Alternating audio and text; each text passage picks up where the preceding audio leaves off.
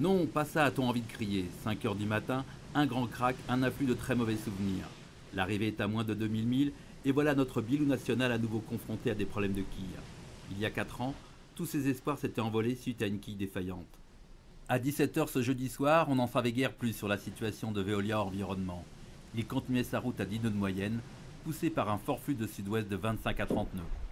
Ce flux, Armel Lecléache espère bien le rejoindre très prochainement. Lorsqu'il a été joint à la vacation, l'actuel troisième ne connaissait rien des infortunes de son voisin de ponton.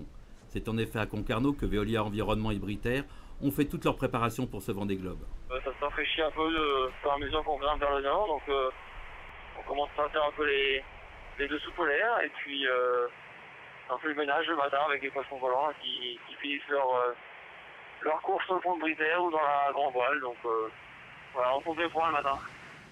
Armel avait traversé le poteau noir à 10 nœuds de moyenne, c'est loin d'être le cas pour Sam Davis et Marc Guillemot. Dans les petits airs du pot, leur vitesse flirte le plus souvent avec les 4-5 nœuds, ce n'est pas jour de grève pour autant.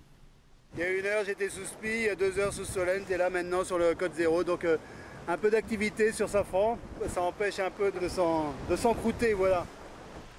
Fortement ralenti, Safran voit sa marge d'avance se réduire jour après jour.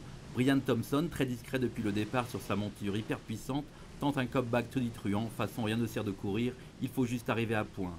Seul ombre au tableau, beaucoup de petits soucis techniques viennent gâcher son quotidien et lui compliquer la tâche. Les grains se déplacent très lentement alors qu'on est sous un nuage, on y est pour longtemps. Ça a été une nuit laborieuse, les jours précédents également. Entre les manœuvres et le bricolage, j'ai de quoi faire. Le poteau noir semble être positionné très au sud, j'ai l'impression d'y être déjà. Brian Thompson n'est plus qu'à 150 000 de Marc Guillemot qui s'apprête à passer l'équateur.